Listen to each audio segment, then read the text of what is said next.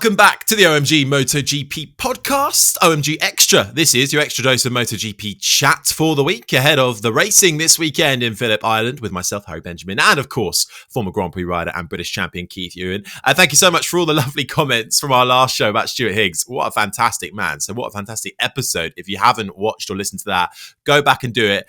You will notice that we didn't really talk about Indonesia. That's what we're going to do now, and then look forward to Australia as well. So we'll pick back up. Keith, I mean, where do we start, really? I mean, Jorge Martin had the title lead for probably the shortest amount of time ever. 24 hours, yeah. It was unfortunate for him, wasn't it? But it was one of those ones where that racetrack, because it's got no real use, brand new, hardly use for anything other than, the Grand Prix, there was basically a rubbered-in line, and that was it. And if you got, half a yard off line or picked up any gravel or whatever, or any dust or dirt or whatever it might have been, it was a problem. Plus, it was excruciatingly hot, 60 degrees of track temperature. That always just the emulsification of everything that's in the tarmac and bubbles to the top and makes it a bit tricky. But I love the post-race comments by Jorge Lorenzo, 5 times a world champion, he will tell you. And of course, he's absolutely quite right. A real legend and one of the original aliens. I wrote it down. Jorge Lorenzo, Bagnaia didn't win the race. Jorge Martin lost the race. And it's a good point. I think Jorge Lorenzo was taking exception to the celebrations that were going on in the Ducati camp for the race winner, Bagnaia. But of course, I don't think it was as much a celebration as much as relief, in my view. The fact was that they grabbed their 25 points and Jorge Martin scored none. Don't expect that to last much longer because it's going to be a scrap right to the end now. I mean, that's... Okay, so what have we got? 18 points difference. Do you think that this isn't going to be suddenly we're going to see the Jorge Martin of old where he was crashing, injuring himself quite a lot? Because, of course, this is the first big mistake. No, I don't think we're going to see that. You've only got to look at... I went through the stats this morning because obviously mindful of where we are. If you look at the last, 3 or 4 rounds, Jorge Martin has been the head and shoulders above everyone else on scoring. He's been really, really right up there. Bagnaia, since he got run over, perhaps Catalonia, I think that was, that maybe he's been a bit off colour. But to come from where he came from to win that race was absolutely outstanding. And you can understand why Ducati were pleased because he's back on it. And this weekend at Phillip Island, again, weather dependent to some extent. Phillip Island is a tricky old racetrack. But I think I think Jorge Lorenzo, another comment he made, keep your enemy calm, don't piss him off, was another phrase that he made as well. I think that's quite valid. I think all riders, even though they won't admit to it, focus on somebody that they absolutely want to beat for whatever reason it is. You will not want somebody to beat you. We're going to see a bit of that in Phillip Island as well. The Australians always do something special in Australia. They just raise their game. It is like breathing. Jack Miller, I expect, will be somewhere thereabouts this weekend where he hasn't been for a while. But I think that pissing off Jorge Martin with a little bit overly enthusiastic celebrations might just poke the bear, if you like, and we might see Jorge Martin fighting back straight away. Bagnaia is a good rider, and we'll see about that. It would have been smart to keep a lower profile, is what Jorge Lorenzo had to say as well. So there was quite a lot of comment coming from Jorge Lorenzo, and it was interesting to read into it what he was saying. So Bagnaia, I think Bagnaia is back on it. Phillip Island is going to be a track that Bagnaia goes well at. Jorge Martin too. It's just a question of who else you're going to put around them for the points. It's going to be about spoilers as well. It's going to be about injury. Anybody that picks up an injury at this point in the season could lose this championship. It's and bearing in mind how hard they're having to try early on. Mandalika was difficult. It was a difficult racetrack from a point of view of it was very, very hot, debilitating heat, humid, massively hot track temperature. Maybe a yard and a half racing line around there. If you got it wrong, you were on the floor as Martin found out. But in Phillip Island, different kettle of fish. Well, you talk about who else might be around them this weekend. VR46, those boys did rather well, didn't they, last time out in Indonesia? And of course, off the back of this new title sponsorship deal as well that Valentino Rossi has secured for the team, it's all looking rather nice down there. Yeah, the collarbone kids, as we know them, when we were at the Mandalika. Obviously setting pole as Marini did. Bezzecchi riding brilliantly a week after having that thing pinned.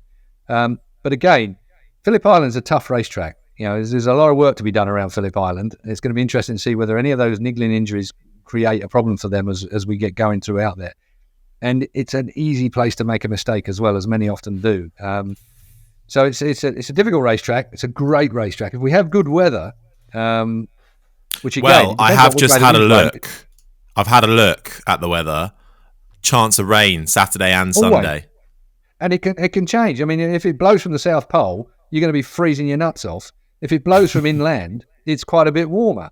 And the worst thing I ever did was I went out, I thought, we're going to be in Australia. I'll take me bloody shorts and a pair of Speedos or whatever. And no, I don't, by the way. Hey, I didn't say anything. But I thought I'd take some shorts with me and put a couple of T-shirts in the bag. And I got there and it was absolutely blowing a gale and freezing. I remember Julian Ryder saying to me, this is good. This is warm for Phillip Island. So it is a very, very difficult place from that point of view. They don't call one corner Siberia for no reason. It is freezing bloody cold. So tyre-wise, it's going to be tricky for them as well. If you've got a bit of wet weather in there, it's going to be tricky. This is not an easy racetrack. It's a classic racetrack.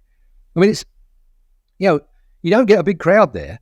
They are hardy, properly hardy. It's a bit like the Northwest 200 in Northern Ireland, like you don't know whether you're going to get sunshine or rain or hail or whatever you're going to get. It reminds me a bit of a road circuit type environment from a spectator's point of view. That they are properly covered up and in the wind. It's you expect a Yeti to appear from anywhere at any time. But like I say, if the wind changes and it comes up from the South Pole, from Tasmania or wherever it is, it changes. I remember a race there. I think it was Cal Crutchlow who was he leading it? He was certainly in the top three, and the temperature dropped about 10 degrees mid-race, and they'd got an asymmetric tyre on.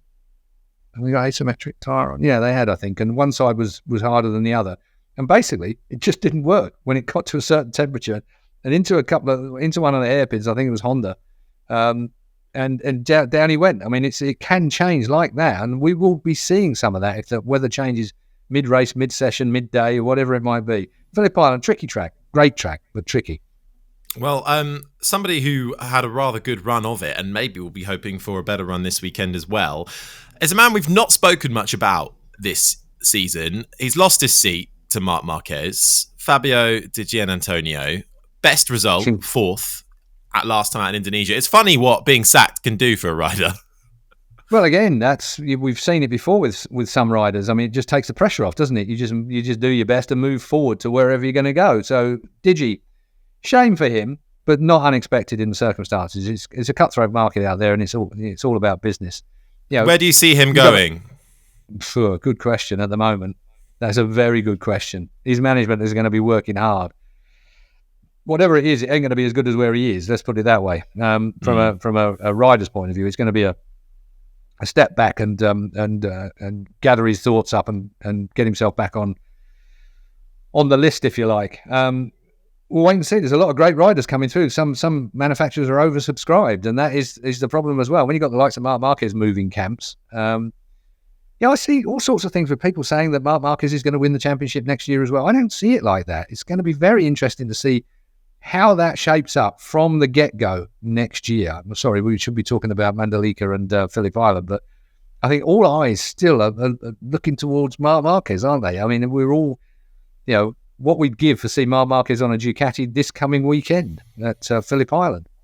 I am just a bit nervous, though, that if he does get on it, it's just going to be... It's already a little bit... there are lots of comments that came in from our chat with Stuart Higgs earlier in the week. MotoGP has become a little bit like the Ducati Cup, and then suddenly you put the best rider on the best manufacturer, and suddenly he's going to be away and gone. It's about great racing. Yes, Marc Marquez is, as we used to say, an alien. He's something a little bit special, and he might shock us all with some very dramatic riding, racing. But I just believe things have moved on a little bit, and I want to see whether Marc is the same Marc that we knew when he was in his pomp with Honda. I've got a niggling feeling not. We'll see. We need him in it. We need him fighting. It would almost be better if the Gresini bike isn't quite as good as the others, just to see what he can do incrementally on a Ducati. It was good that, and all of that is to come, not until next season. So we still got a championship to wrap up this year as well, which is going to go to the bitter end, I think. But looking forward to this weekend. From a Yamaha perspective, Fabio Quartararo, 2 podiums in the last 3 races. I think he said that Mandalika was the best podium he's achieved this year. These are good signs. I know it's not always straightforward, out and out pace, but it's progression. Phillip Island's a rider's circuit. It's what, there aren't too many people that I can think of that don't love Phillip Island. Weather-wise, I'm not so sure whether that's as popular, but he could go well. But you've got a very fast final corner onto a very fast straight with a very fast for turn 1. Duans is like the frightening corner. The turn 1 at Phillip Island is something a little bit special. Going to be interesting to see whether he can make that Yamaha work, but he's always going to have a Ducati underneath him going up towards Duans.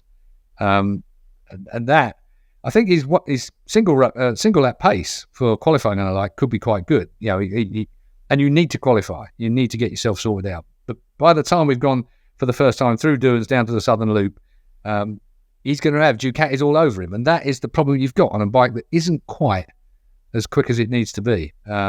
It's almost there, and he's doing a great job with it. But we'll see. I mean, yes, he's coming off the back of some very, what's the word we're looking for? Encouraging races. Let's see what happens. Yeah. I haven't got him in the top 3, though. No, well, we'll come on to our predictions because I can't believe we forgot our predictions last time. Can you believe it? But we'll definitely get to that. Let's look at Phillip Island then. So, I mean, you've given us a little insider guide as to what the track holds, and it is a rider's track for sure. But what about the area in general? I mean, I've never been there. What's it like off the track and the surrounding areas? It is literally, it's like they call it an island because you need to get over a bridge at San Remo to get onto the island. Jonathan Rea is where his wife Tash is from. Actually, he's got a house down there. Jonathan Rea, 6-time World Superbike champion. He's got a house on Phillip Island. But it is country. We are talking about, it is the end of the earth. It's like 2.5 hours out of Melbourne. If you're driving, you fly into Melbourne, you drive down to Phillip Island. Very little in the way of exotic infrastructure, if you like. It's like I think the Melbourne Glitterati, obviously holiday down there. You've got, I think it's Silverwater is an estate of like holiday homes and the like. There's quite a lot of holiday homes down there, and there's a lot of Airbnb, bed and breakfast type places that a lot of bikers rent. They're all in bungalows and houses. Everybody rents out their houses when they're down there. Very small crowd, really. I've got to say they're hardy, as I said earlier on. The weather is always, at least one of the days, is going to be windy and wet. That's almost for sure. Just seeing wind gusts might reach as high as 80 kilometres an hour on the Sunday. A big difference. Yeah, it's hugely different. I mean, stability is going to be something. It was one of the tracks that I remember. I think it was Bradley Smith, the British rider in Grand Prix back then. That was one of the first to really complain about aero. Down that long fast straight going down towards Duans, you didn't have control over the bike. The aero was moving you around all over the place, and that can be an issue. We've seen it on a lot of tracks. The final corner, I've already said it, is very, very, very fast indeed, coming out onto the Gardner straight, start and finish straight, down towards Duans corner. But there are some spectacular, I mean, Stoner's corner. They got Stoner's corner, of course, as well, which is a spectacular sideways on. I don't know why they called it the Gardner Straight. If I'd been Wayne Gardner, I'd have wanted a corner calling after me rather than the actual straight. It doesn't sound good enough for the likes of Wayne Gardner. I suppose Hamilton got a straight at Silverstone, didn't he? That the old pits is now the Hamilton Straight, and what was the old MotoGP pits now. Sorry. I can't get that interesting. That's all I can add to that. But fair enough. But bearing in mind that, like, if we're going to make an analogy, I suppose, like Hamilton is an absolute legend here in Formula One, Wayne Gardner was an absolute legend in Australia because he was the first Aussie to batter everybody when it came to a world title. And if you'd seen some of the races that Wayne Gardner had around Phillip Island, you would understand what I'm on about. Have a look back through YouTube. There'll be plenty there. And Gardner was one of those guys, unlike Doohan, who was just mega talented. Gardner was just a gritty, tough. He was obviously talented on a motorbike, but he was gritty and tough and would go beyond his capabilities quite often, which often hurt. And I just used to love watching Wayne Gardner. And he was a bit like it off track as well. You wouldn't have put him down as the brightest tool in the shed, that's for sure. Although in later life, he's done very well in business and the like as well. So he obviously wasn't quite as dim as I'd probably got him made out to be. Wayne and I were quite competitive in the British Championship back in the day. But I've always had this, I've always liked Wayne, and we get on quite well now as well. And he's had his trouble, he's had his trauma over life. But that sounds like a podcast in the future, maybe, with Wayne. Hey, watch the film. He's got a film that's out called Wayne. Anybody that hasn't seen it yet, there is a film about Wayne Gardner out there. Okay, I ought to be the film critic, really, hadn't I, on this podcast? We did a little Keith's film section. So, what else at Phillip Island? Do we know? Not too bad to get into, not too bad to get out of. Fairly well organised from that point of view. Spectacular. If you can stand the cold, you can go and watch at some corners that they are really, really good to watch at. Victorian police, it is a nanny state in Victoria. It's got to be said. I've said You've said that before. Yeah. I know, and I get slammed for it every time. But the word of advice would be, if you ever go down there, stick to the speed limit. Don't jaywalk, as they say in America. Walk one side of the white lines. If somebody's telling you that you've got to walk on the path, walk on the path. Because when you're dealing with difficult Aussie policemen or difficult Aussie paddock people, you might as well just toe the line and do what they say, because they're gonna push and shove. Parking at the track is tricky, and if it's wet, you can find yourself, when you go back to your car, it's sitting in the middle of a pond. So park on the high ground, folks, if you're there. Oh, do we know much about rider movement yet for this weekend? Do we know if who was missing last weekend? Was it Rins? Everybody's there. Everybody's there. I've got the entry list in front of me. The full 22 are there. It'll be the first time, providing everyone passes their fitness test. It'll be the first time this year since round one that we've had everybody on the grid. In fact, the same in Moto 2. Moto 3, we've got a couple of replacements in Moto 3. So Anna Carrasco's out. We saw her injured slightly last time. She's out, and Romano Fenati is still out as well. So Fenati's being, who's he being subbed by? Nicola Carraro on the Rivercole Snipers team, so he'll be riding a Honda, and Vincenti Perez is riding under the 21 bike, so he'll be taking over for Anna Carrasco. But they're the only subs, no wild cards. They're the only substitutes in Moto 3. Okay. Otherwise, the grid is as it should be. Let's hope we do get a full grid of the original race riders that actually start a Grand Prix. Go on then. Should we do our predictions? Let's do sprint race first. 1, 2, and 3. What are we thinking, Mr. Hewen? That's a very good question. I've got a note here somewhere that I actually wrote because I thought I'd have a little go at that. Sprint race, Martin, Bagnaia and Miller. There you go. That's my sprint job. I think Miller will be in the... He'll be wanting to do it for the Aussies, that's for sure. And they tend to raise their game when it comes to that. But this is going to be... There's going to be a lot of pushing and shoving around here. Which is why in the Grand Prix, I've got Bagnaia, Binder and Martin.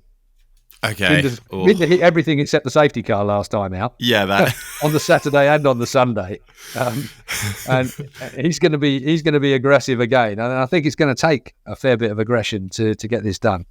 Yeah, Binder is quite bold, but he was a bit bolder than usual last time around. Okay, sprint for me is going to be Martin. Oh, I'm gonna go Martin, Marini, and Bagnaia. And then Grand Prix, I'm going to go... I think Martin's going to strike back. So I'm going to go another double for Martin. Bagnaia. Just to be different. Let's put Viñales on the podium. Why not? Let's put Viñales on there. Off the back of his Batman celebrations. The only trouble is with Viñales, I think, in this particular circumstance, I do feel like it's going to be elbows out from the get-go. And I'm still not convinced. But he got a good start in Indonesia, which was unusual. It's getting flow. if you can get your flow going and you can get out there where you're not being interfered with in the nicest possible way, then Vinales, yeah. But I got a feeling that down into what is the Honda hairpin, and MG is another hairpin as well. A couple of places that's pushing and shoving. Southern Loop is an opportunity to several lines into there. Doohan's is an absolutely, honestly, Doohan's is one of them. If you could shut your eyes at 200 mile an hour, you would. Yeah, I mean, it is an incredible corner, and rushing in there, we have seen some big offs there as well. So we'll be seeing a fair bit of action, that's for sure. And it's also, I remember the Australian Moto3 Grand Prix going back in the years was my, and probably still ranks as one of my highest, watch from behind the sofa moments, because there were 15 riders that were all absolutely capable of winning it, and were all determined to try and win it. So it is a great racetrack from that point of view. And if you do get a chance, what year was it? The Nutted the Seagull? That was only a couple of years ago, wasn't it? Yeah, Gavin the Seagull. I don't know why they call it Gavin. Maybe they called it after Gavin Emmett, I think, from BT. I don't know. He's got a lot of beak. So no, it was. I can't remember what year it was, but it was Andrea Iannone, and we've not seen Iannone in Grand Prix for some time because obviously his drugs issue. But he'll be back for World Superbikes next year, so we'll see if he's in the mood for nutting any seagulls in World Superbikes come 2024. Could be an interesting year as far as World Superbikes is concerned if he's back in it.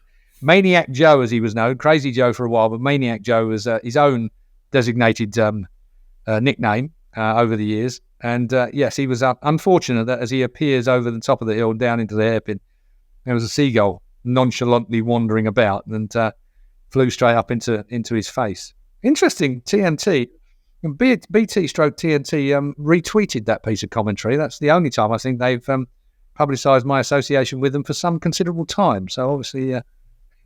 You're back in the good books, Ewan. They've seen the podcast. Back in the good books. Hello to everybody from TNT watching. But he did do, was it the next weekend, a tribute helmet to the seagull, didn't he? And did a sort of, yeah. Nice. But I think the problem is, I mean, if you remember, if you go back a bit, I think it was Colin Edwards ended up with the seagull. They weigh like 5 pounds or whatever it is. They're bloody heavy. You won't one in the face. I mean, we're talking about something that's, you get one down the straight at 200 mile an hour and it's going to take your head off. We've had seagulls that have been a problem at Phillip Island before. So it's kind of one of those things where don't feed the seagulls. That's another, you see the signs. Don't feed the seagulls because they all just come in and they would have to stop racing if there was flocks of seagulls everywhere. Flock of seagulls, isn't that a bloody band? Probably. From your era. We'll leave it there then, shall we? With no seagulls harmed on this occasion, but watch out for them this weekend for sure. Thank you very much, Keith Ewan. Thank you very much for watching, for listening. Enjoy the weekend wherever you are. Let us know your predictions and any questions as well. You can leave them in the comments below, or you can send us an email, omgmotogp@gmail.com. Go back and have a listen or a watch to Stuart Higgs, the series director of the British Superbike Championship, which we had a really good chat with him earlier on in the week. So that's available on the YouTube and also to listen to on all the various audio platforms if you prefer to digest that way. Next week, next week I'm on my holiday, so I'm not here, but good news, I know a lot of people will be pleased to hear this. Amy Reynolds will be back in the hot seat and Pete McLaren will be here as well, so it's an all-star cast for next week alongside Keith as well. And this has been a MotorMouth Media production, so do check out our other podcasts, the Paddle Movement podcast and the MotorMouth F1 podcast, and you can leave this one a review in the meantime wherever you get your podcast. I think I've squeezed everything in there at the end. Any final words, Keith, or should we shut up now? I think it's time to shut up, but Phillip Island, it's worth getting up for early to watch it. It really is. I mean, it's an event. So pull the fridge close to the sofa, full of beer, first thing in the morning. In fact, if you're on a night out, don't go to bed. Just stay up and watch Phillip Island, the Australian Grand Prix. You won't be disappointed. We'll leave it there. Thank you very much. We'll see you next week. Enjoy the weekend.